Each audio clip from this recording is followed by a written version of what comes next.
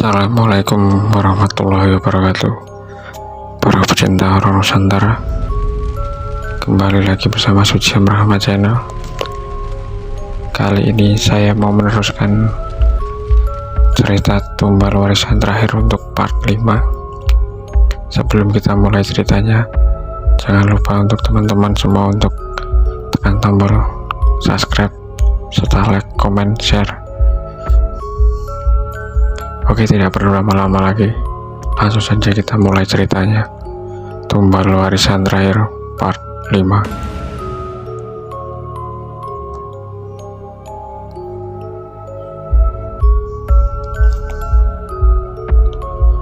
Awakmu gak salah, sing salah ki aku, Lis. Kamu tidak salah, yang salah itu saya, Lis. Aku gak ngerti nek lek iku entuk banyu jebule ngorban ke Mbah Sanir. Ngerti ngono aku gak mangkat. Saya tidak tahu sebab saya mendapat air ternyata mengorbankan Mbah Sanir, lek. Tahu begini saya tidak berangkat, ungkap Kolis sesal. Iki memang dadi jalukane Mbah Sanir, dadi dhewe sing ijek urip, khususé awakmu. Aja disia-siakne le ngorbanke nyawa kanggo nglereni polahe Rahmi sak anak turunane. Ini memang jadi permintaan Mbah Sanir. Jadi kita yang masih hidup, khususnya kamu, jangan disia-siakan pengorbanan nyawa untuk menghentikan sepak terjangnya Rahmi dan seluruh keturunannya. Sedikit geram suara dari Uyut Latif. Matanya menatap ke langit, membayangkan bagaimana semua ini terjadi akibat dari persekutuan Murti Rahmi. Saiki sing penting jaga adikmu. Tanggal 13 wis cedak. Sekarang yang terpenting jaga adikmu. Tanggal 13 sudah dekat, sambung Uyut Latif. Wajahnya berubah tegang. Apa gunane banyu sing tak jikuk saka pitung nggon, lek? Mbah Sanir sing akon wis ora ana. Apa gunanya air yang saya ambil dari 7 tempat, lek? Mbah Sanir yang menyuruh sudah tidak ada, sahut Kolis dengan pertanyaan yang mengganjal pikirannya.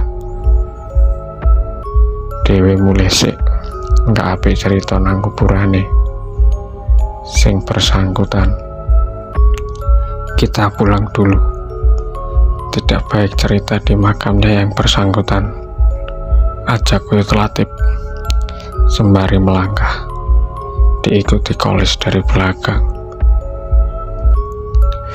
Hari itu langit seakan ikut berduka. Mendung-mendung tipis menyebar, menenggelamkan paparan menyengat matahari yang seharusnya sudah mencokol di bawah kesejukan alam. Dua lelaki berjalan beriringan meninggalkan tanah makam umum, meninggalkan jasad Mbah Sanir yang sudah terpendam, pulang ke asal tanpa teman, kerabat maupun tetangga. Sesampainya di halaman, Uyut Latif dan Kolis disambut seorang wanita setengah baya dengan berlari kecil keluar dari dalam rumah. Wajah wanita itu tampak panik dan tegang. Nafasnya tak teratur saat menghampiri Uyut Latif. Enek opo, Mi? Kok kaweten ngono? Ada apa, Min? Seperti ketakutan begitu, tanya Uyut Latif. Anu Yut, iku ponakane sampean ngamuk. Anu Yut, itu keponakan sampean marah, jawab wanita tetangga Uyut Latif dengan gugup. Tak membuang waktu, Kolis yang mengerti dengan ucapan wanita itu langsung berlari mendahului Uyut Latif. Ia tahu jika yang dimaksud adalah Komala, namun belum tahu apa yang sudah dilakukannya. Beberapa jeritan terdengar oleh Kolis. Saat tiba di pintu depan, segera ia bergegas ke dapur, di mana jeritan ketakutan berasal. Sesampainya Kolis di dapur, suasana seketika hening. Tidak ada jeritan, tak ada teriakan. Yang ada dua sosok wanita tengah berpelukan di sudut dengan wajah pucat terbasahi keringat. Tetapi saat mata Kolis menatap di samping pintu, ia pun terperanjat, di mana matanya menangkap hal aneh pada seorang wanita yang tak lain adalah Komala, tengah duduk bersimpuh menghadap sebuah tambir anyaman bambu berisi berbagai macam-macam aneka bunga, sisa dari acara pemakaman Mbah Sanir. "Duk, Kom, awakmu ngopo kuwi? Duk, Kom, kamu ngapain itu?" seru Kolis melihat Komala yang duduk membelakanginya tengah meraup bunga. Sebentar Komala memalingkan wajah, menatap sinis dengan seringian menjadi jawaban atas seruan Kolis. "Jarke diselis, ojo tok parani. Biarkan dulu, Lis, jangan kamu dekati." Kolis terdiam, mengurungkan niatnya untuk mendekati Komala. Setelah Uyut Latif yang baru datang mencegahnya, ia hanya bisa menatapi dengan perasaan ngilu manakala Komala menyuapkan bunga-bunga khusus untuk acara kematian ke dalam mulutnya. Suap demi suap, bunga-bunga itu masuk mulut dan perut Komala. Tak ada rasa jijik sama sekali, bahkan sebegitu lahapnya hingga tak ada yang tersisa. Selembar pun aneka macam bunga di atas tampir selesai dimakan habis Komala.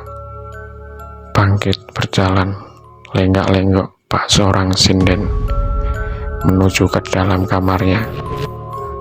Kembali satu senyuman sinis kembali mengembang saat ia tepat bersampingan dengan Kolis dan Uyut Latif yang berdiri di ambang pintu. Anggukan dan hembasan nafas panjang menghantar kepergian dua wanita tetangganya yang sedari tadi ketakutan. Mereka yang seharusnya membantu Uyut Latif membereskan sisa-sisa kesibukan pemberangkatan jenazah Mbah Sanir harus pulang lebih cepat dikarenakan ulah Komala.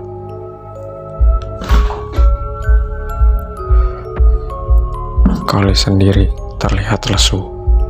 Tak hanya kesedihan, ia juga merasakan kelelahan setelah semalaman berkutat dengan kengerian. Namun dirinya enggan untuk beristirahat, meski Uyut Latif beberapa kali menyuruhnya. Ia lebih memilih membantu pamannya merampungkan sisa-sisa pekerjaan yang ditinggalkan tetangganya. "Lek, terus piye? Banyu sing tak jikok mau bengi?" tanya Kolis sembari duduk sebel di sebelah pamannya. Setelah semua rapi, "Banyu kuwi durung saiki le nggunakne.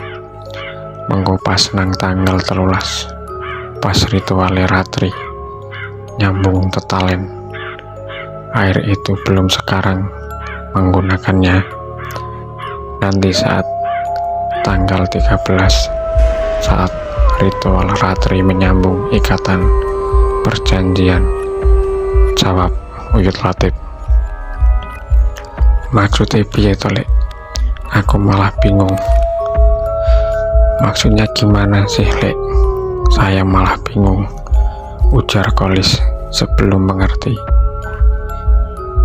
Mbah Sanir kuwi asline wis ngerti nek awakmu iso entuk banyu 7 sumber.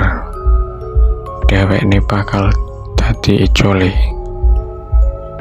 Banyu kuwi salah sijine syarat kanggo batalne ritual ratri sing arep ndadekne Jasmara karo Komala peneruse. Mula pinter Jasmara nandur janine dhisik nang rahime Ndokom. Mbah Sanir karo bapakmu padha ngorbanke nyawa kanggo ngancurne murti Rahmi. Mbah Sanir iku aslinya sudah tahu kamu mendapatkan air dari 7 sumber, dirinya akan menjadi penebusnya.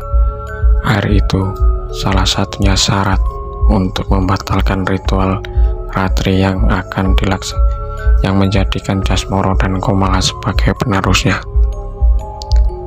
Maka pintarnya Jasmara menanamkan janinnya terlebih dahulu di rahim Ndokom.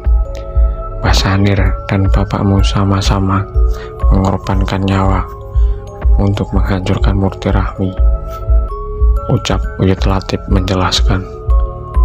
Nek hubungane Mbah Sanir karo keluargane murti Rahmi apa, Lek? Kalau hubungan Mbah Sanir dengan keluarga murti Rahmi apa, Lek? Tanya Kolis masih bingung.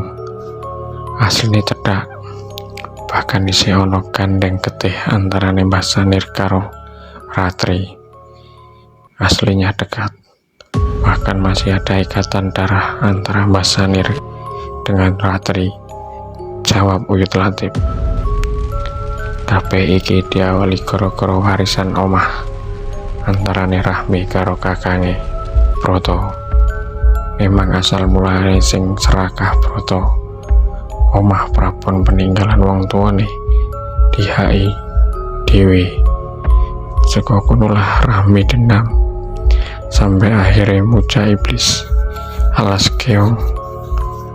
Enggak sithik nyawa sing dadi korbane, mulai bojone dhewe, keluargane Broto lan wong liya sing dikehendaki, termasuk wong tuaku sing artine ya mbahmu dhewe. Mbah Sanir kuwi keluargan terakhir Broto sing lolos saka serenggine Pati Rahmi. Semua ini berawal dari perkara warisan rumah antara Rahmi dan kakaknya Broto. Memang asal mulanya Broto lah yang serakah.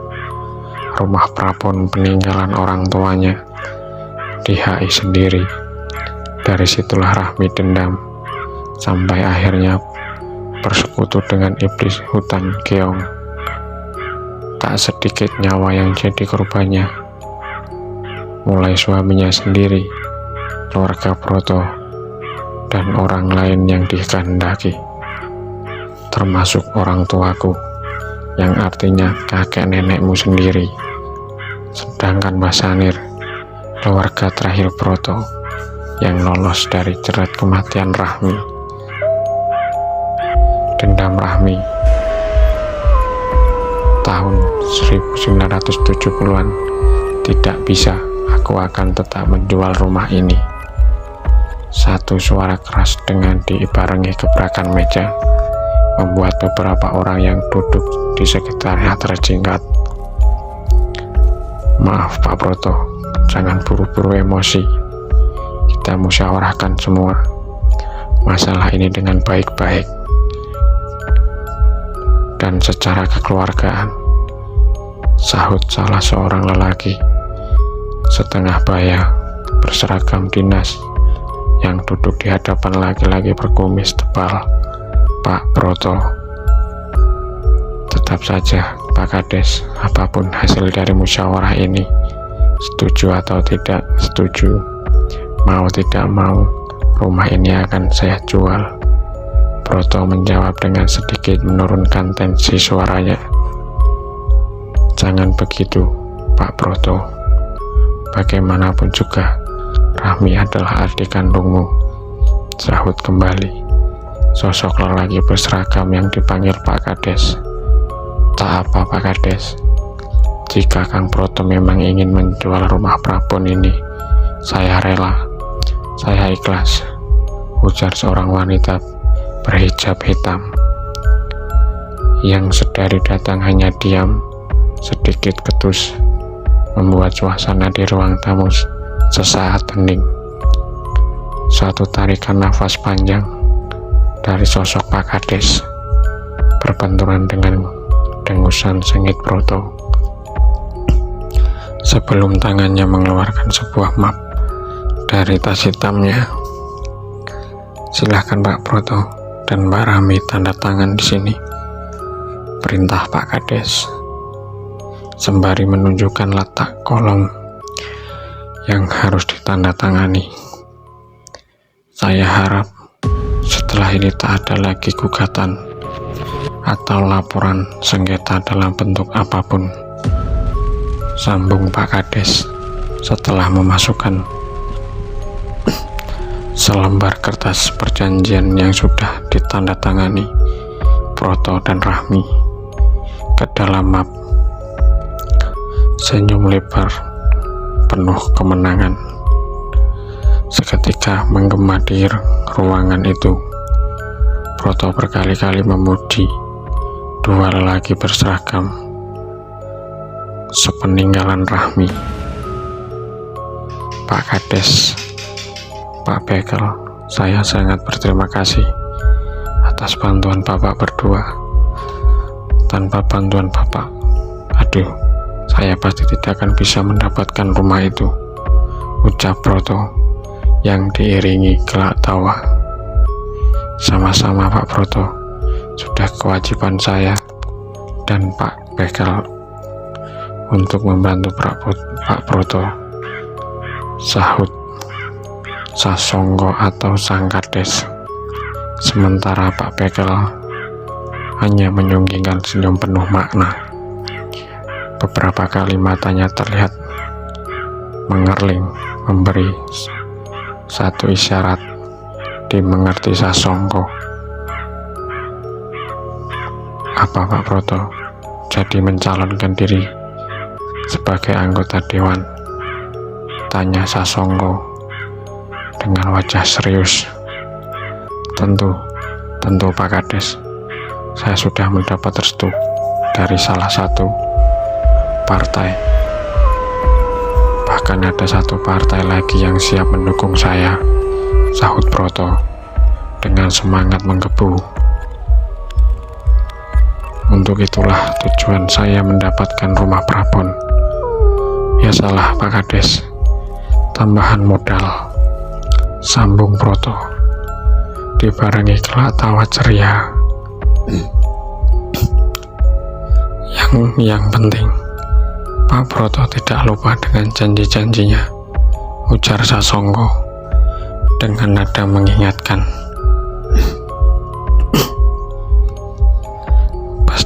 Pasti akan saya tepati, Pak Kades dan Pak Bekel. Nggak usah khawatir.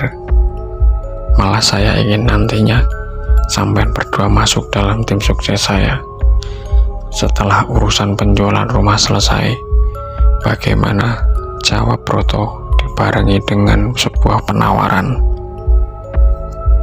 Sejenak Sasongko dan Pak Bekel saling pandang, namun sebentar kemudian wajah keduanya tampak berbinar seraya menerima tawaran Broto dengan mantap.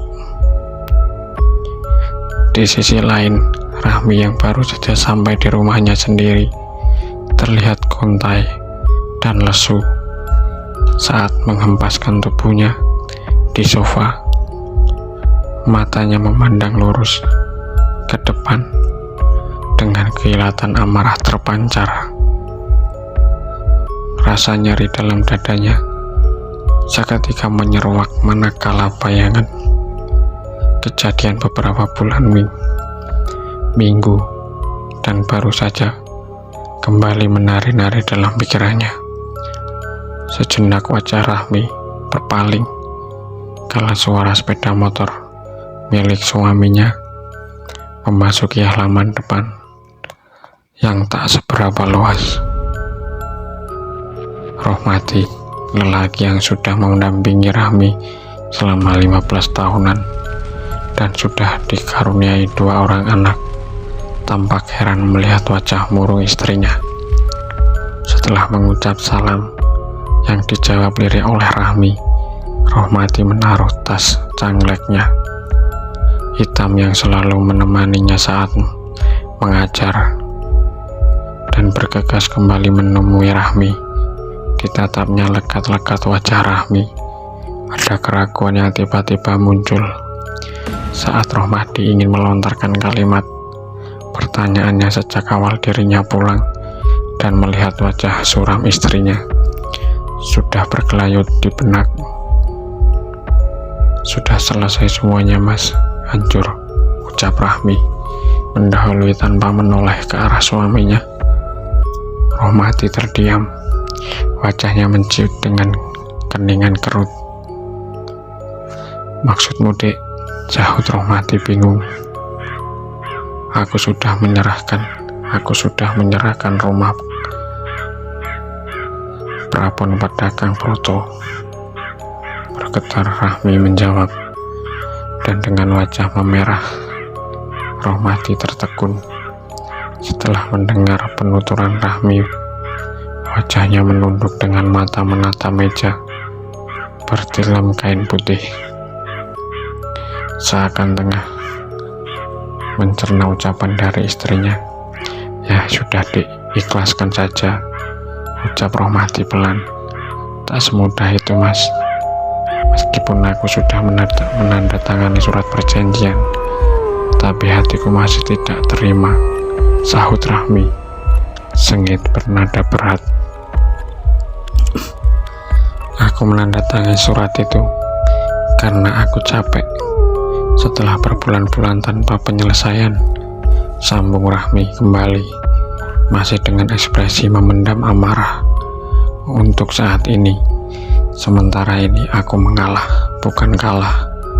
Kembali, satu suara tegas Rahmi sembari bangkit dan melangkah, meninggalkan Rohmati yang masih duduk termangu. Tarikan nafas panjang Rohmati terdengar begitu berat. Dirinya hafal betul dengan sifat istrinya, bisa berbuat nekat bila tersentuh sesuatu yang membuatnya tersinggung, apalagi sampai sakit hati. Raut wajah Rohmati semakin membias, penuh kekhawatiran saat Rahmi keluar dari kamar dan berlalu tanpa pamit serta tak berkata apapun. Rohmati yakin jika kepergian Rahmi kali ini bukan hanya sekedar main atau belanja, tapi lebih kepada urusan sengketa warisan. Apa kamu sudah berpikir matang-matang, Mi? Resikonya, biayanya, ucap seorang wanita berambut jebahu yang baru saja ditangani Rahmi. Sudah, Sul, aku sudah memikirkannya. Aku gak akan menyesal apapun yang terjadi di kemudian hari, sahut Rahmi dengan suara geram penuh amarah. Satu helaan nafas panjang dari lawan bicara Rahmi, Sulia mengawali sejarah panjang dan kelam perjalanan hidup Rahmi. Kedamaian, ketentraman yang selama ini menaungi kehidupannya seakan sirna. Dirinya yang dikenal wanita kuat, baik, dan bekerja keras sepertinya luntur masuk dalam lena sebuah masalah klasik. Hingga akhirnya ia memilih memutuskan dengan tekad bulat sebuah penyelesaian dengan cara sendiri. Sore itu, di saat semu suara azan dari beberapa masjid terdengar, bergantian memberi isyarat pada hamba-hamba untuk menunaikan kewajiban. Rahmi dan Sulia tak lagi menghiraukannya. Keduanya terlihat sedikit terburu-buru menyusuri jalan desa yang masih asri dengan hamparan sawah-sawah menghijaukan di kanan kiri. Rahmi yang berada di belakang membonceng Sulia, seperti tak tertarik sama sekali dengan pemandangan alam sore itu. Pikirannya masih berkutat dengan balutan amarah, dendam yang sudah ia tahan dan numpuk di dada. Setelah berbulan-bulan lamanya membuatnya meluapkan bila dirinya adalah seorang istri dan seorang suami yang taat dalam agama, juga seorang ibu dan kedua anaknya. 30 menit sudah berlalu, namun Sulia yang menjadi driver motor milik Rahmi, juga sebagai penunjuk jalan, masih terus memaju dan mengarah ke ujung utara. Sebuah keberanian yang luar biasa, dua orang wanita yang rela menempuh jalanan sepi dan terkenal akan keangkeran di tiap bulak rimbunan sela-sela hamparan sawah demi sebuah urusan duniawi yang tak terpengkal. Kini hampir sampai, kamu nanti nggak boleh ragu atau membatalkan. Jika sudah masuk dan bertemu dengan Mbah Sali, kalau kamu ada keraguan atau takut, lebih baik dari sekarang kita pulang, ucap Sulia sambil memelankan laju kendaraan. Enggak Sul, aku enggak ragu ataupun takut, kamu tenang saja, jawab Rahmi menatap tegas di sela gemuruh angin terpaan laju motor. Sulia akhirnya kembali menarik tuas gas setelah mendengar tekad Rahmi yang tak surut.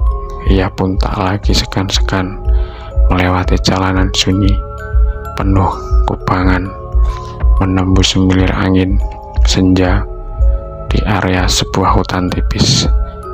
10 menit kemudian Sulia membelokkan kendaraan dan menghentikannya di sisi sebuah persimpangan kecil yang hanya bisa dilalui dengan berjalan kaki.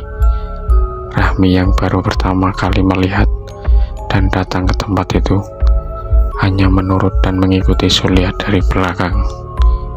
600 detikan Rahmi berjalan beriringan dengan Sulia, menembus jalanan redup dan sedikit becek untuk bisa sampai pada sebuah rumah kecil atau tak lebih dari disebut sebuah gubuk.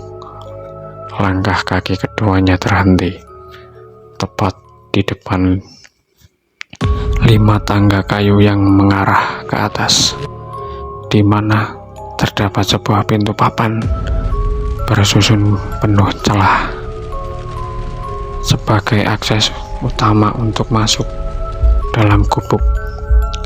Sunyi dan hening sebentar terasa menyentuh jiwa Rahmi. Namun dari semua itu tak dipungkiri oleh Rahmi, bila ada ketidaknyamanan mulai menghinggapi. Kret, loh ono tamu tibae, loh ada tamu rupanya. Rahmi dan Sulia sedikit terperanjat kaget mendengar suara pintu terbuka, disusul suara nenek seorang lelaki tua berbaju batik lusuh dombor dengan paduan belangkon. Perlahan berbahan kain hitam terlipat membalut kepala menutupi rambut putihnya. Nggih Mbah, niki kula Sulia. Ya Mbah, ini saya Sulia.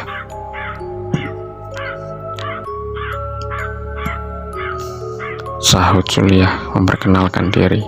Oh kowe to, yo kene mlebu nang jaba wae surup.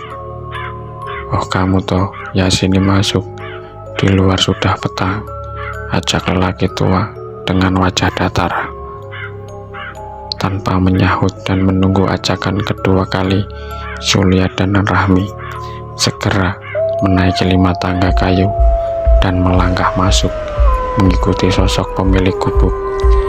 Sesampainya di dalam, tubuh Rahmi seketika merinding.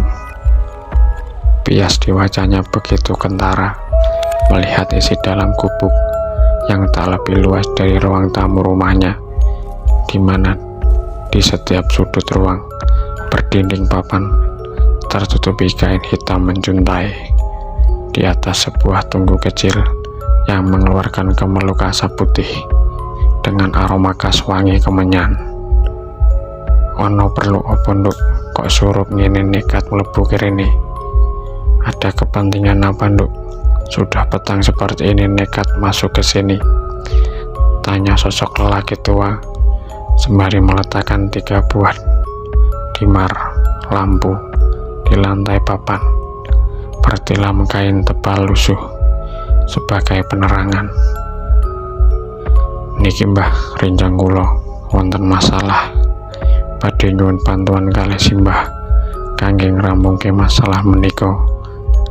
Ini Mbah, teman saya ada masalah, mau minta bantuan sama simbah untuk menyelesaikan masalahnya itu," jawab Zulia menjadi wakil bicara Rahmi. "Apa masalah nduk? Apa masalahnya nduk?" tanya sang lelaki tua kembali. Saat itu Zulia pun langsung memberi isyarat pada Rahmi agar dirinya sendiri yang menceritakan semua permasalahannya. Satu tarikan nafas mengawali cerita panjang Rahmi.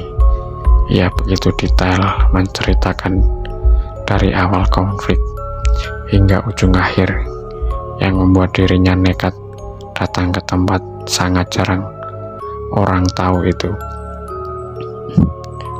Sang lelaki tua berperawakan tinggi kurus yang mendengarkan begitu seksama.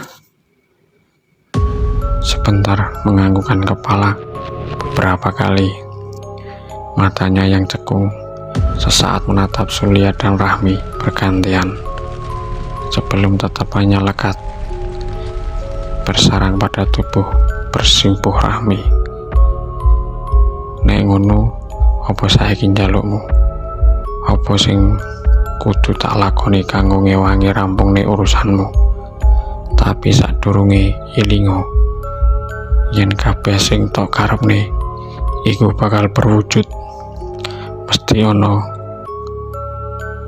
penitene. Kalau begitu, apa sekarang maumu?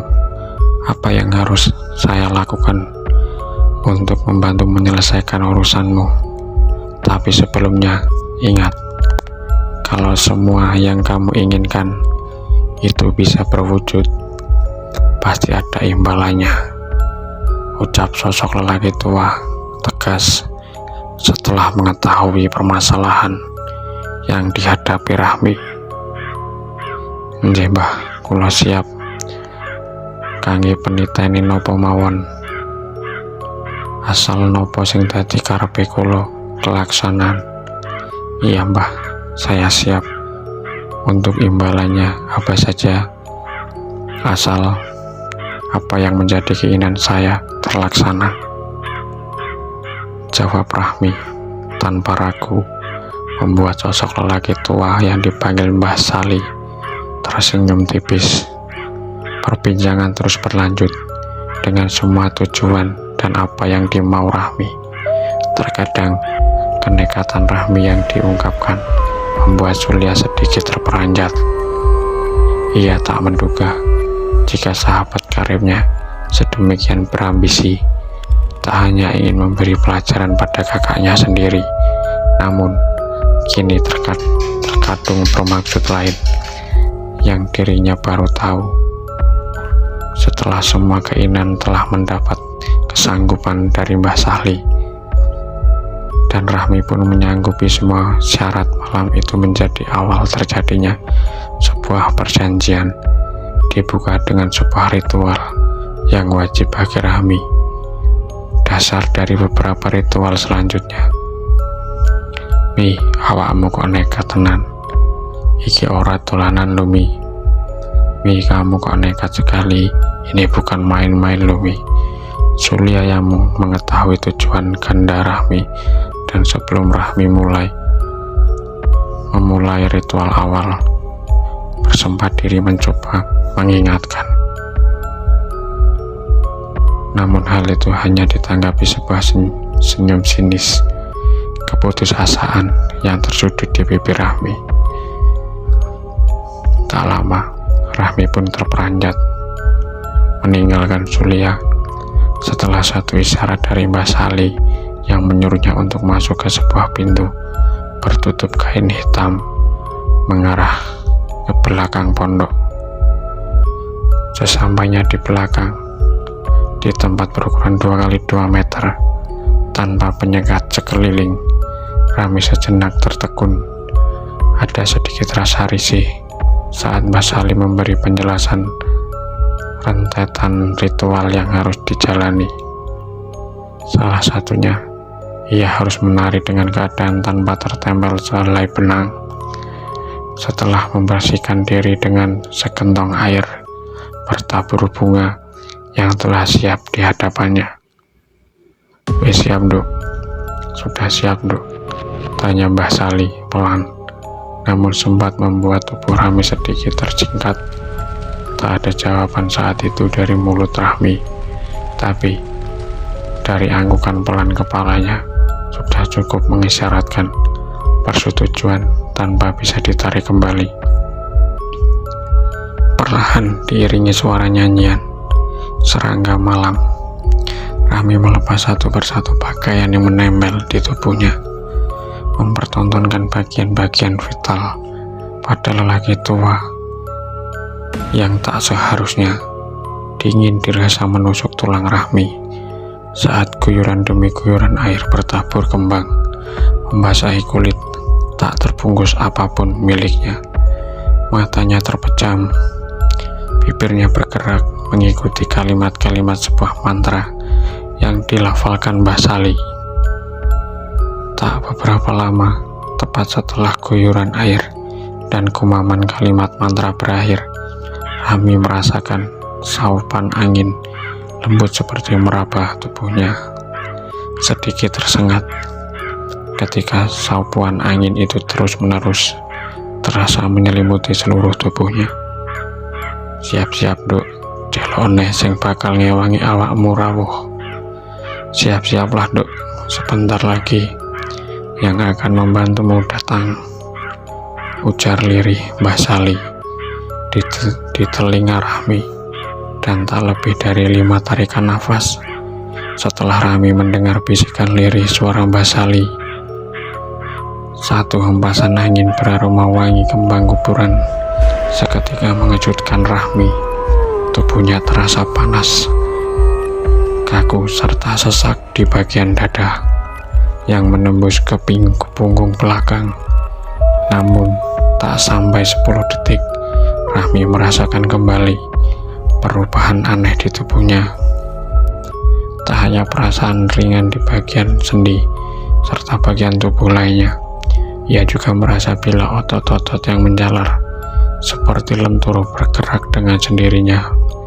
Dan tepat di saat itu, telinga Rahmi samar mendengar suara gemerincing bersambut alunan musik kenong yang membuat tangan dan kakinya bergerak mengikuti. Rahmi sadar bila apa yang tengah dilakukannya sama persis dengan apa yang digambarkan Mbah Sali, sehingga ia pun mengikuti tanpa menolak.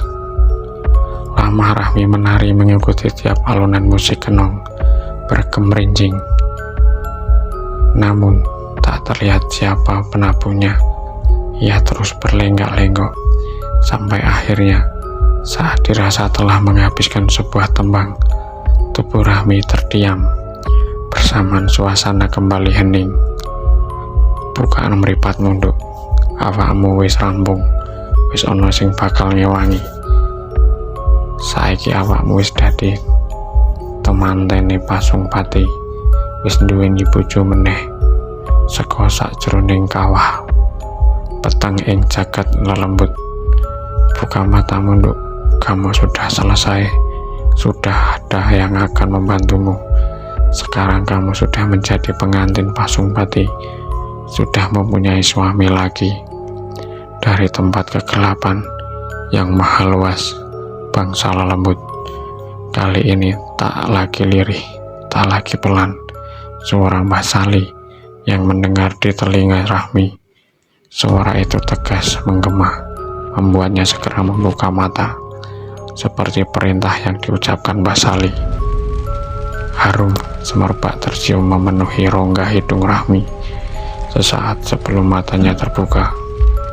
Setelahnya, Dicak kagum bersamaan pula matanya yang berliak, menandakan suatu yang aneh tengah Rahmi alami. Betapa tidak, yang kini terpampang di hadapannya, di sekelilingnya adalah sebuah taman indah dengan aneka tanaman bunga berwarna-warni. Bukanlah kawasan hutan tipis yang hanya bercahaya redup dari obor dimar dengan hiasan derimbunan serta suara serangga malam. Rasa kagum sesaat berhenti ketika matanya menangkap sosok lelaki tampan bertelanjang dada yang tengah berjalan ke arahnya, menyadari jika dirinya saat itu masih dalam keadaan tanpa busana, membuat Rahmi gugup. Namun di saat bersamaan, Rahmi juga merasakan sesuatu yang aneh menjalar melewati urat-urat sarafnya. Semakin lama, hal itu semakin membuat Rahmi seperti orang lumpuh, hingga akhirnya ia pun jatuh bersimpuh tepat di hadapan sosok lelaki bertubuh tegap dengan berhias ikat kepala manik-manik. "Mi, kamu sudah bangun?" tanya Sulia ketika melihat Rahmi membuka mata. Rahmi yang saat itu dalam posisi terbaring, bertutup selembar kain jarik batik, terlihat bingung. Ia hanya terdiam, mendengarkan netra sayunya menyapu seisi ruangan. "Wis Nduk, wis rampung ritual awakmu," tangi Mulyo. "Sudah Nduk, sudah selesai ritual pertamamu. Bangun, pulanglah." Suara berat Mbah Sali akhirnya yang membuat Rahmi tersadar penuh. Ia kemudian bangkit, cepat-cepat mengenakan pakaiannya. Tak beberapa lama, dengan sudah kembali rapi, Rahmi berpamitan pulang. Tapi sebelumnya meninggalkan tempat yang tak pernah ia tahu tanpa adanya Sulia, tempat yang kini telah mengubah jalan hidupnya, tempat yang akan menjadi persinggahan terakhirnya kelak. Beberapa pesan dari Mbah Sali menjadi langkah pertama bagi Rahmi menapaki satu perjalanan panjang bercahaya hitam. Satu keanehan seketika dirasakan Sulia dan Rahmi manakala keduanya lepas dari jalan kecil menuju simpang tempat mereka memarkirkan kendaraan awal. Hampir saja Sulia berbalik arah ingin kembali ke tempat Mbah Sali jika tak dicegah oleh Rahmi. Bukan tanpa alasan, Sulia merasa ketakutan sebab ia tahu betul jika di sekitar tempat itu yang sudah beberapa kali ia datangi, bahkan sebelum membawa Rahmi, ia tak pernah melihat satupun rumah yang berdiri. Namun kali ini matanya jelas terang melihat sekeliling tempat itu telah berdiri puluhan pondok berjejer di sepanjang jalan. Tak hanya itu, hilir mudik dari beberapa sosok layaknya sebuah perkampungan. Semakin membuat Sulia ketakutan, tapi hal berbeda justru dirasa Rahmi. Ia seolah begitu akrab dan mengenal tempat itu. Bahkan tak kalah dirinya yang berjalan di depan saat berpapasan dengan sosok manusia berwajah pucat pasi. Mereka selalu menunduk, seolah menaruh rasa hormat. Hal itu semakin mengundang rasa heran. Di samping takut dalam diri Sulia, Ia tak menyangka jika Rahmi, walau ia tahu adalah seorang pemberani, namun melihat kejadian saat itu, dirinya seperti melihat sosok berbeda pada diri Rahmi. "Sudah, kamu tenang saja, Sul. Ini tak seperti apa yang kamu pikirkan," ucap Rahmi, seperti tahu yang tengah dipikirkan Azulia. "Kamu benar-benar berhasil, Mi. Tak kusangka tekadmu melebihi yang ku bayangkan," sahut Rahmi sembari meraih stang motor yang masih terparkir di sebelah persimpangan. Buru-buru Zulia menghidupkan mesin dan segera menarik tuas gas, meninggalkan tempat yang aneh dan menakutkan baginya. Ia terus berfokus ke depan, berjalan yang diterangi cahaya obor di sepanjang jalan kanan kiri, tanpa memperdulikan tatapan sosok-sosok wanita bertabi kain jarik dan juga para lelaki yang bertelanjang dada ketika melewatinya. Zulia merasakan dan sadar betul bila saat itu dirinya dan Rahmi berada bukan di alam mereka. Namun ketika hal itu ia ungkap, Rahmi selalu diam. Ia seakan tak menghiraukan semua ucapan Zulia hingga tiba di ujung jalan perkampungan. Aneh itu, lagi-lagi Zulia dikejutkan satu pemandangan menakutkan, di mana tempat di depannya puluhan wanita lelaki tanpa busana berbaris di bawah sebuah gapura bertiang susunan batu bata yang tinggi menjulang. "Teruskan, Sul. Ingat pesan Basali, jangan menoleh apalagi berbalik sebelum melewati gapura itu."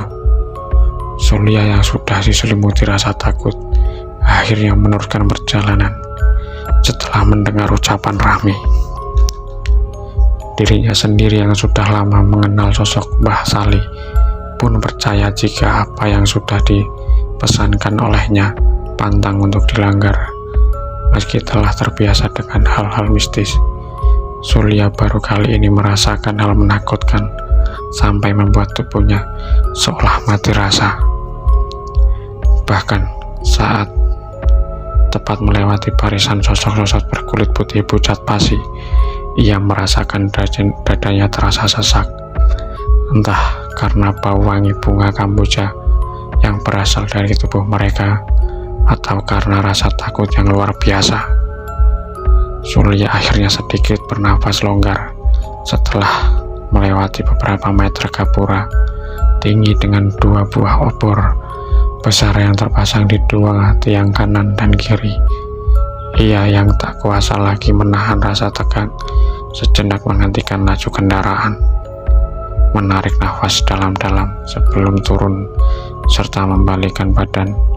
Hal yang sama dilakukan oleh Rahmi. Dirinya yang berdiri di sisi Zulia bersamaan menatap ke arah belakang. Hal aneh mengejutkan lagi-lagi dialami oleh Zulia saat matanya melihat kegelapan berkabut dan rimbunan hutan tipis di belakangnya. Tak ada lagi gapura, tak tampak lagi sosok-sosok berwajah pusat layaknya mayat seperti yang baru saja ia lewati.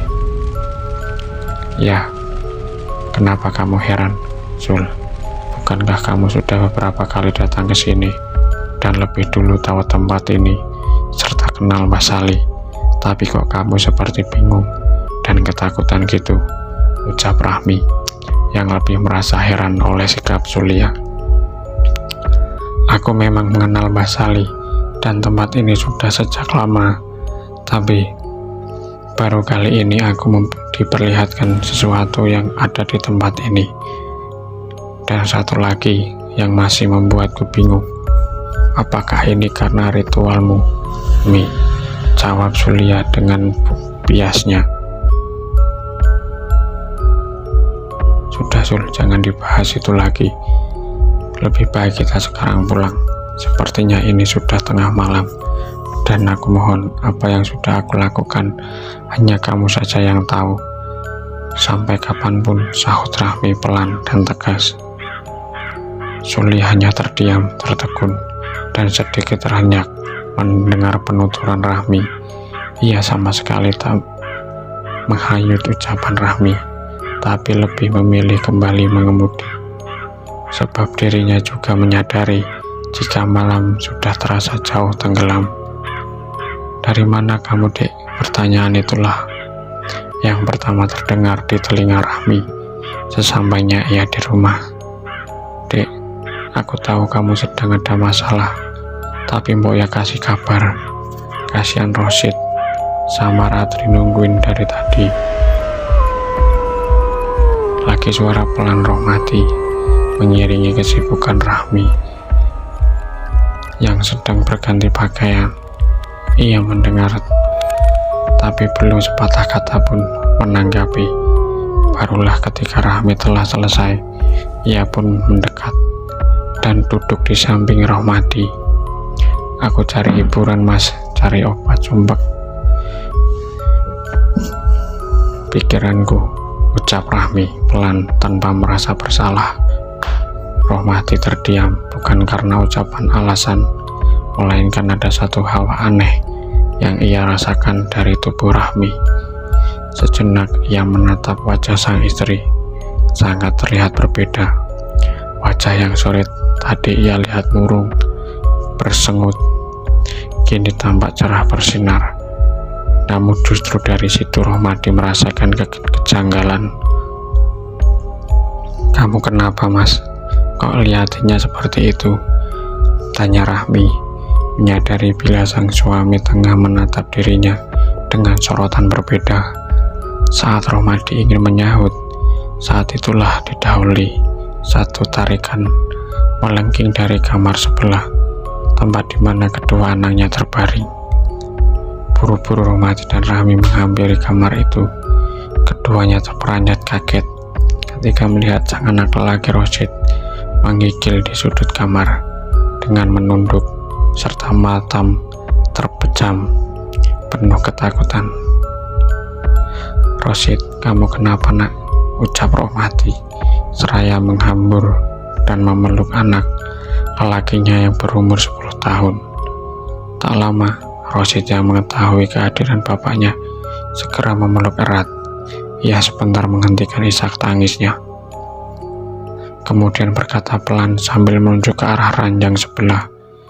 Barulah Rohmati yang saat itu merasa bila pangkal jeritan hanya ketakutan dari Rosid yang belum ia tahu sebabnya, jawab saat matanya beralih mengikuti tunjukan Rashid. Di ranjang kecil yang terletak bersebelahan dengan ranjang milik Rosid, Rohmati melihat tubuh kecil Ratri, anak keduanya, mengejang tanpa jeda. Matanya melotot, giginya bergandik, seraya mendengus seperti seekor kerbau yang sedang marah. Rohmati cepat menghampiri tubuh mungil Ratri. Rasa paniknya tak terbendung.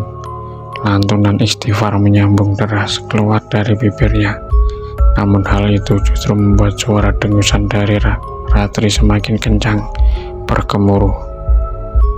Rahmi yang hanya terpaku seketika tersadar dengan keadaan saat itu.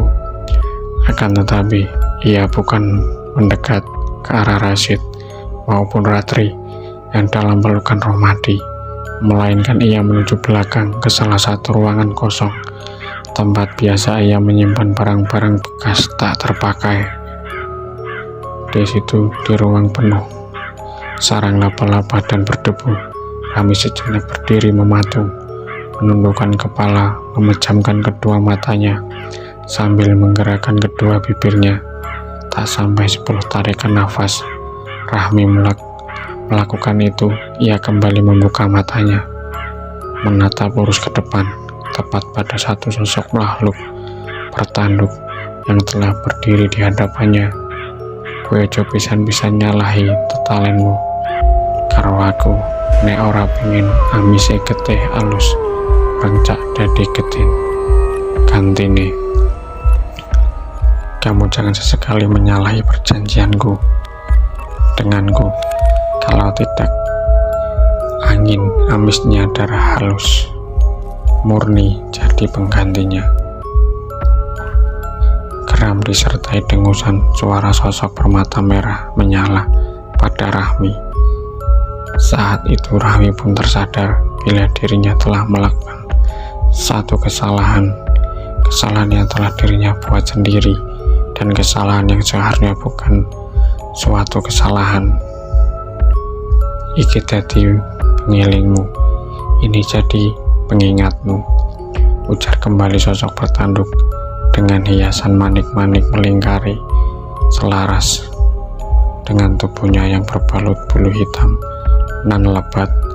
Sebelum menghilang, Rahmi cepat-cepat membalikan tubuh. Setelah wujud sosok itu berganti kepulan asap kabut memudar, ia segera kembali ke dalam kamar anaknya. Tapi sebelum itu, dirinya menyempatkan diri untuk mengambil segelas air sebagai satu alasan di hadapan Rohmati. Sesampainya Rahmi di kamar, ia langsung merengkuh tubuh kecil Ratri yang telah dalam belayan Rohmati.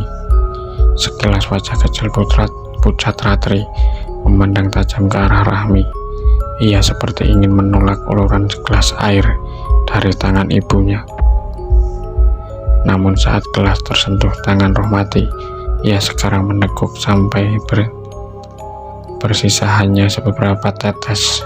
Kejadian itu dirasakan aneh oleh Rohmati. Ia seperti melihat ada ketakutan dalam diri kedua anaknya. Meski selama ini Rohmati tahu jika kedua anaknya memang sedikit lebih dekat kepadanya daripada Rahmi, namun melihat sorot mata Rosid, terutama pada saat itu, Rohmati meyakini ada hal-hal lain yang dirasakan mereka. Pagi itu Rahmi terbangun sedikit terlambat dari biasanya. Ia sadar jika semalam memang dirinya baru bisa memejamkan mata saat waktu tak berjarak jauh dengan suara azan subuh. Tapi hal itu seperti tak berpengaruh apa-apa pada dirinya. Hal yang biasa akan panik, tergesa-gesa ketika mengetahui ia terlambat.